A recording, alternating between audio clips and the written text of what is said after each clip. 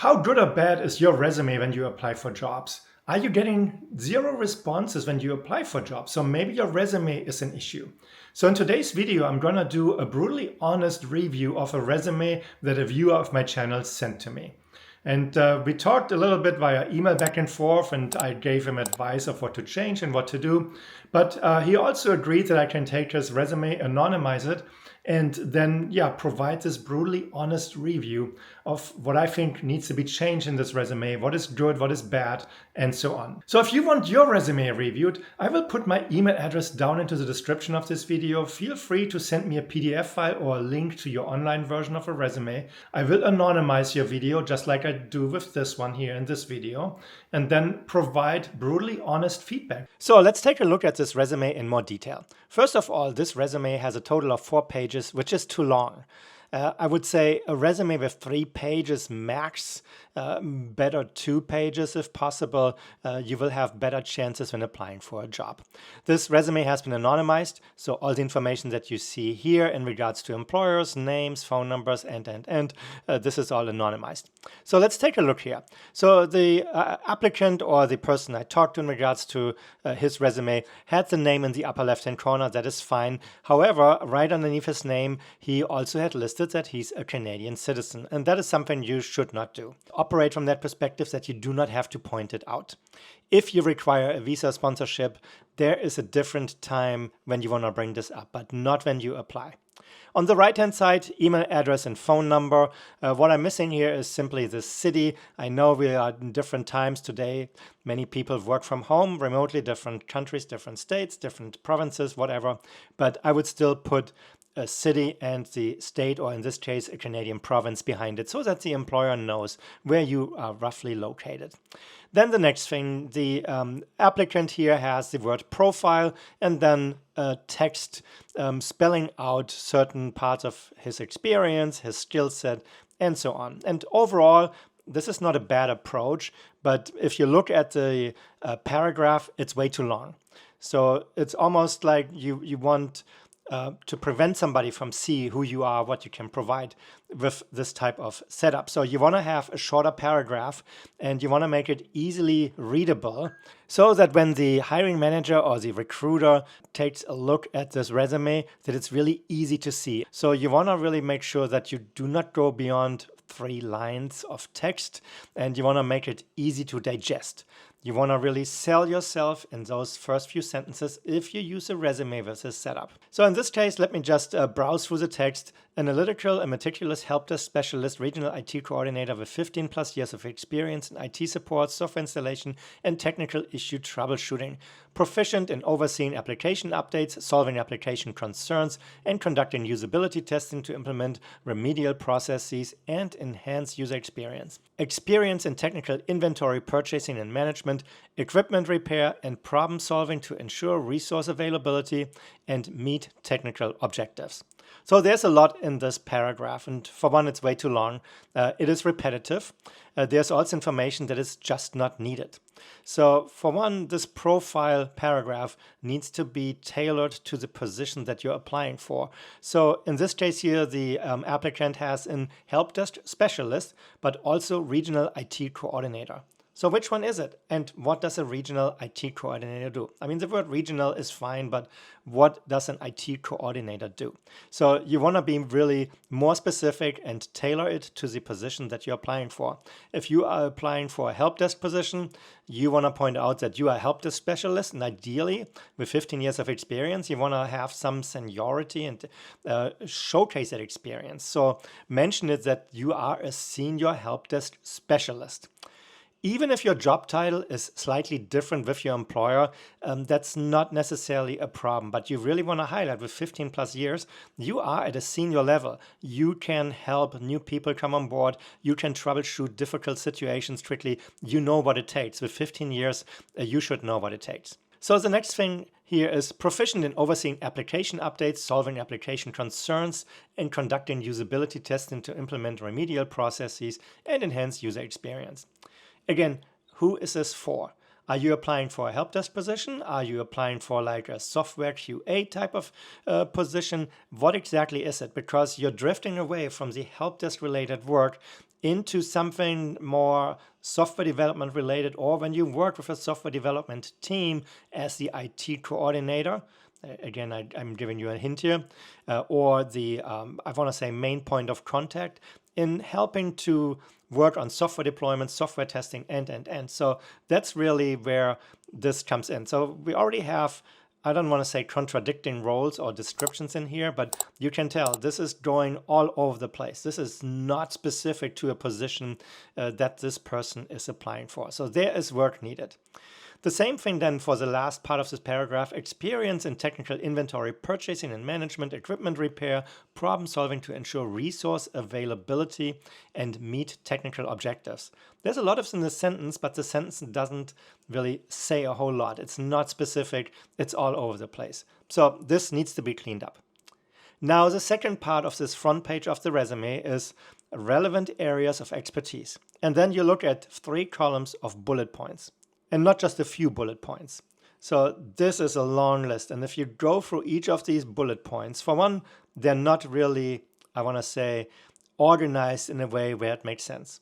Again, this is all over the place. And then it's in so many different areas. So there's ERP management, project management, Microsoft Project, Monday. Well, not everyone knows what Monday is. Monday is some sort of project management software, or I want to call it the MacGyver of software. That's what these type of vendors are trying to do. But Monday is a software that manages tasks, projects, and a lot of things. So at least you want to spell it out more detail so that somebody that has never worked with Monday understands what it is. Troubleshooting and ticketing. Troubleshooting I understand, but troubleshooting what? And ticketing, what do you mean? Are you buying subway tickets, or are you working in a help desk ticketing system? So if you do that, then mention 1 or 2 of these ticketing systems or help desk systems so that the reader, the hiring manager, or the recruiter understands, okay, you are familiar with certain systems. So not just ticketing.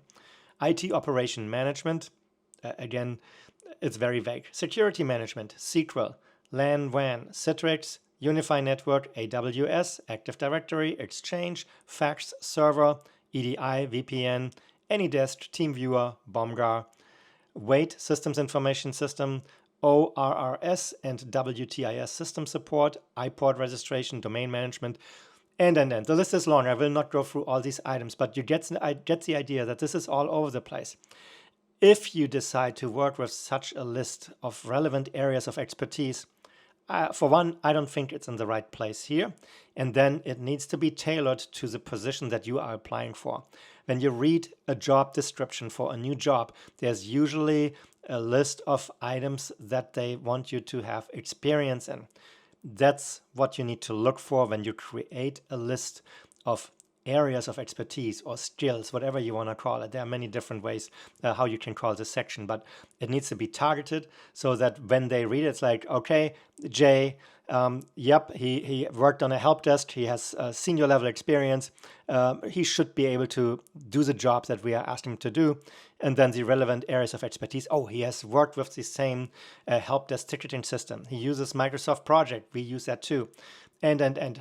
It's an Active Directory shop. They're using Exchange. Is it Exchange Online or is it just Exchange on-prem? So be specific. Help the reader to see that you are the right person for this job. Just by throwing keywords and a long list of bullet points onto the person, that's not going to get you to where you want to be. So let's move to page 2, work experience and achievements. So employer 1, desktop support specialist, regional IT coordinator. Okay, now we know where this came from on the first page, but for anyone who just looks at the first page, it did not necessarily make sense. So it's really important to have something that I want to say relates to the reader and why the reader is looking at this resume. And I said earlier, even if your official job title is slightly different, you can tailor this to really come as close as possible to what the hiring company is looking for. The official job title and what you do are sometimes very different, and employers understand that companies use different job titles and everything, so it's not a big deal. Then on the right-hand side, 2019 to present. So for one, is it December 2019 or is it January 2019 or anywhere in between?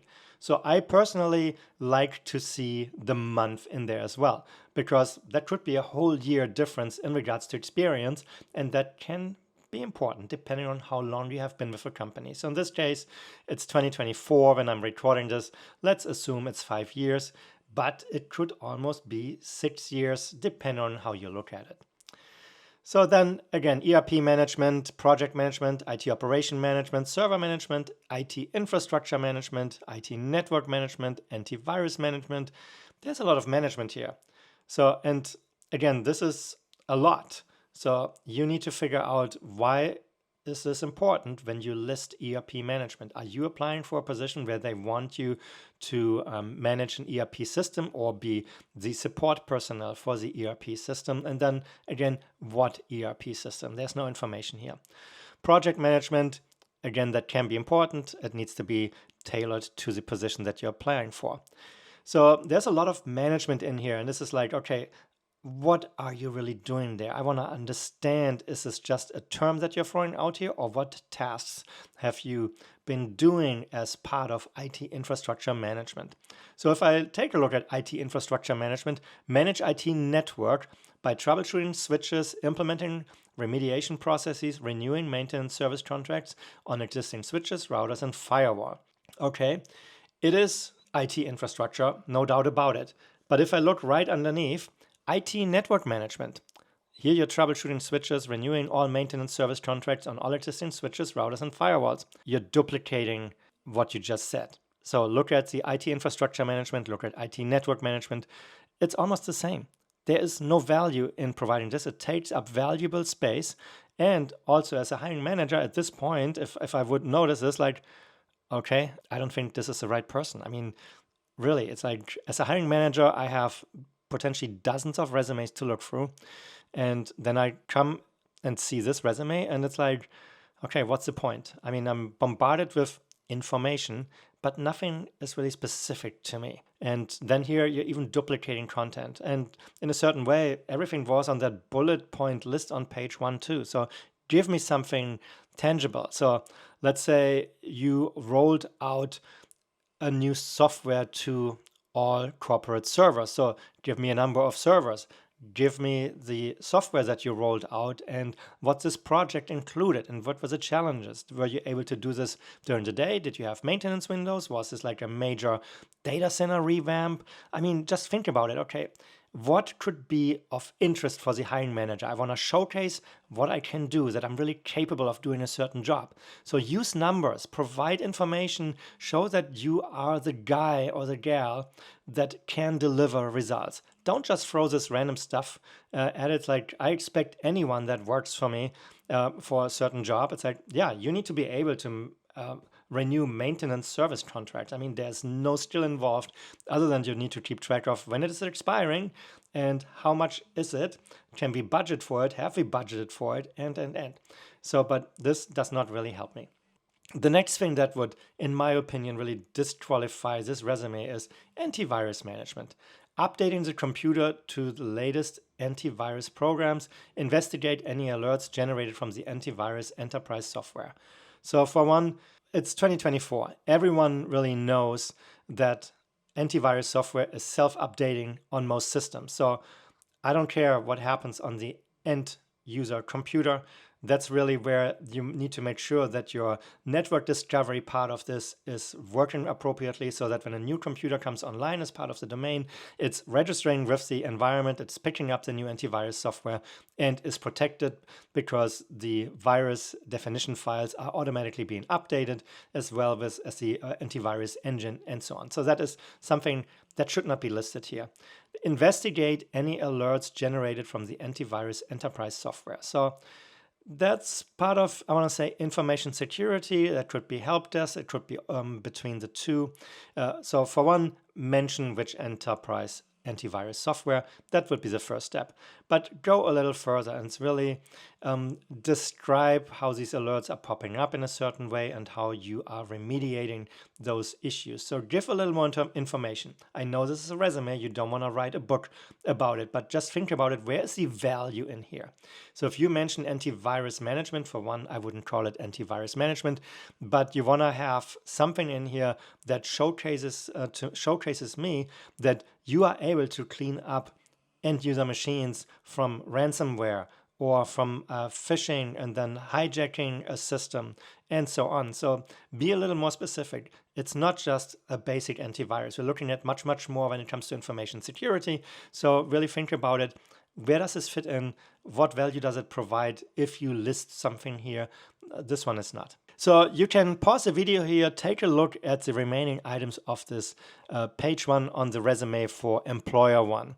So it's repetitive. I don't want to go through all of these, but it gives you an idea. It's like tailor this to the position that you're applying for. Provide value, have tangible items listed so that I can understand, did you work for a 15-person company or did you work for a 15,000-person company? On scale, there are different challenges. You might have different tools available. So that's what's important. All right, let's look at employer two towards the bottom quarter of the page. So IT support. What type of IT support? Are you an IT support technician, manager, whatever? So be a little more specific. What was your job title? If your job title was IT support, be a little more creative. If you are applying for a senior help desk technician position, spell this out. IT support technician. There's a keyword that you want to have in here, technician in this case. Just be more on top of this. Then again, ERP management, maintaining ERP system and maintaining record. Record of what? Are you really maintaining an ERP system? I mean, ERP system is a very complex system. So for one, I would question, are you the administrator of the system? Then you would not be maintaining it here in this role. So for IT support. So just be realistic. It's like, okay, what exactly have you done related to the ERP system? So does it carry value again for the position that you're applying for? Be really on the lookout for what ERP system is the other company using. Let's just assume there's an ERP system involved and they want you to provide tech support or be the first point of contact for the end users. Then be specific. What ERP system? What exactly have you done here that delivers value if I would hire you at the new company? Then programming and updating rules of the software. So again, we don't know what software. Programming, are you a programmer? Are you IT support? It's like it needs to line up. You are telling a story of what your work is that you have been doing there. This is again all over the place. It's questioning me. Okay, what are you doing there? So tell me, be specific. Don't just throw something on the wall and hope it sticks because you have keywords in your resume and you're trying to get past an applicant tracking system. IT operation management, writing scripts and programs in different language. So for one, different languages, you're using VB, you're using C++, troubleshooting workstations. It's all over the place here and you're not telling me much with this IT operation management. So really think about what do you want to tell me. So if you are writing scripts and programs, troubleshooting workstations, remove that troubleshooting workstations, but tell me what type of scripts. Are you deploying certain printer settings, machine settings? What exactly are you doing with the scripts that you have provided? Make me curious. It's like a complicated script that adds a machine to a domain, puts the user into user groups, and then creates a user account. I'm not in the right order here, but you get an idea. List out what scripts you have written. You don't have to go into detail. If your resume catches my interest, I will ask you what scripts you have written, but give me something that piques my interest. Just writing scripts and programs in different language, VB, C++, troubleshooting workstations, that's not piquing my interest. This is like, if I even get to this bottom of the first or the second page here, you need to be on your toes and really try to capture my interest so that I really want to talk to you. Server management, server and workstation setup, and hardware repairs. Server management is a little more, so tell me what you set up. What type of server? Maybe go into the hardware. Is this like in a data center? Is this a comms closet with a single a server standing in there? Again, details. So let's move to the third page of this resume. So the first thing that shows up here, the list from page 2 is continuing here. You should have a clean cut between pages. Yes, I can piece it together, but I'm a lazy person. Let's just make that assumption. I want to know. So you have to deliver for me. It's like if I make it to the third page of your resume, you have to be really good. There has to be a lot of stuff here that keeps me. So employer of 3, 2016 to 17. Again, put your months in there. That I know, was this like December 2016 to February 2017? Then I would question it. If it's something more, okay. All right. Here you write, I oversaw help desk systems, support for mobile phone, installation of hardware and software for new and existing terminals, run EFTs, bank transfer for our clients, give access to users for Link 4, IT inventory control, and consult for any new project, Toronto, Canada. This sentence is just really bad. I mean, for one, if you look at all your other job descriptions here where you worked, here you write, I oversaw. If I look at employer 4, hired as a PC technician. If I go back to page number 2, there is nothing like this at all. So here you're suddenly changing the way how you're telling the story. I oversaw help desk systems, support for mobile phone. What mobile phone? What type of support? Is this MDM that we're talking about? What exactly are you doing? So then you have so many other things there. You're using upper lowercase spelling where it's not necessary. You don't have the right separators in this sentence. It's just bad. And if you are not a native speaker, then please use help. Use the spelling option in your Word software that you're using, be it Google Online or Apple or wherever else, Microsoft Word, or use a software called Grammarly as an example. It will help you with spelling. It will help you with the whole sentence building and anything really that it's good readable text that you are writing. I'm not a native speaker. I use Grammarly as an example, and the sentence that come out, you would not guess when you read something from me that I'm not a native speaker. I'm not perfect, but I put a lot of effort in myself to really run the spell check, use something like Grammarly as mentioned to make sure I have the right sentence structure in there and. So this sentence is really bad. I will not go into more detail. Below this, key contribution. So again, if you go to employer 1, employer 2, employer 3, you have a different way of listing your experience and what you've been doing here. So there's no consistency in this resume that needs to change. The next thing, the bullet points are more to the right compared to the bullet points for the other employees. So it's a bad copy and paste job in this case. Granted, this is a PDF file. I converted this. Maybe that happened, but you have to assume that something like this happens when a software runs through an applicant tracking system. So you want to have really a resume that you tested out, that the formatting is the same no matter what. But you also want to make sure that when you list the different work experiences, that you have the same system and not jump between how you describe the job, how you have key contributions listed here. Here you point out it's key contributions, but you don't have this for the other ones. So very important to be consistent and have a good schematic inside your resume. I will not go through those bullet points. I think there's no point here at this moment. Employer 4, PC technician, IT support technician. Again, pick one and run with it. Hired as a PC technician to fix and configure various hardware in the company for Southern Ontario and Eastern Canada. Promoted after 1 year to IT support technician. All right, wait a minute. Promoted after 1 year. You worked here from 2004 to 2016. Have you been an IT support technician since 2005? Don't fall into this trap. If you have this in here, I would question it that you for 11 years from 2005 to 2016 have not been promoted. You have not done anything else. I would question that as a hiring manager.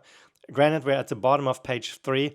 I probably would have not gotten here to read this, but just based on what I described already. But when you write a resume, think about how you describe yourself. Even if you did not get promoted, and even if you have had the same job title for 11 years, then switch it up how it's listed in here, because you don't want to have this as a question. It's like, wait a minute, you have not been promoted. You have been just doing the same work for 11 years. For me, that points out that you are not a driven individual, that you are just working inside your comfort zone. You're not putting a lot of effort in. That's what it translates to. And I'm speaking here as the hiring manager. I'm looking for somebody that is driven, that wants to learn new stuff. And this doesn't go into that direction. Don't use your experience and have it work against you. Think about where you're applying, why you're applying there, and how you want to display yourself. How do you want to represent yourself? You want to represent yourself as the go-to person, the go-getter, the person that fixes problems. You don't want to showcase yourself as somebody that is comfortably coasting in the comfort zone. I will not go through these bullet points again. Under normal circumstances, no hiring manager would end up reading this here. Page number 4. All right, education and awards. So business information systems, I changed the name. I called it local college. On the next one, I called it another local college. So that's me. Don't pick this up here when you go through this video. But business information systems. Do you have a degree? Did you just visit the college? Give me a little more. What is business information systems? So really have your, maybe even list your majors and minors in here. We'll talk about age and age discrimination here shortly, but give me a little more that I understand. What did you do at the local college? The next item, A+, Network Plus. Yeah, you went to another local college. Are you certified? Did you maintain the certification? What is the situation? I want to know what you're doing. Next bullet point, certificate in supply chain management. Again, I anonymized the name of the school. How does that help? If you use that, it's like, have it make sense in a certain way, okay? Of course, you want to list your education, but what is the certificate value in this case if there's nothing with supply chain management above? It's like, it's great, you finished it, that's good, but does it provide value here? MCSE, is that the Microsoft Certified Systems Engineer? When did you do it? Eventually put a year next to it. I'm MCSE certified. Yeah, I did this in 1998, 1999. Is it valuable? Nah, not really. I could add it in here if I feel it has value. ITIL certification, which one? Here's the next item. Is that the foundation or what do you have? And then you list Azure, currently pursuing. If I go to Microsoft's website and look at the different Azure certifications, I would question, what are you doing here? What is the value? You need to showcase that you are keeping current with technology in this case. Which certification? What is the expected timeline? ITIL, MCSE, yeah, those can be helpful, but you need to build a picture that you want to showcase here. Don't just throw these on here. And yeah, it uses up a lot of space. I mean, that's almost as half a page. That doesn't showcase much. So think about how you display those on a page. And this is really a lot of low-hanging fruit where you can trim this resume to 2 pages. I mean, just based on what we just went through, there's so much in there. If you like this concept or the idea of this video and you want your resume reviewed here on my channel, please send me an email with your resume. I will put my email address down into the description box. Please send me a PDF file or a link to your online version. And yeah, be ready for a brutally honest review of your resume. And I mean, if your resume is great, I will say so. If your resume sucks, I will say so. And I think I will do you a favor from that perspective. Maybe not everyone really tells you openly. It's like, yeah, it's not really a good resume. Well, I will. Please know that I am not a resume writer, so I do not professional resume writing. I will give you an honest review of what I think in your resume needs to be changed, needs to be improved, and which parts completely to be removed or changed so that you have a better success of landing a job interview. So this was my brutally honest review of a job resume. So if you liked this video, please give it a thumbs up. If you have not subscribed to my channel, please do so as well. And then I would say I see you next time in my next video. Thank you for watching. Have a great day. Bye-bye.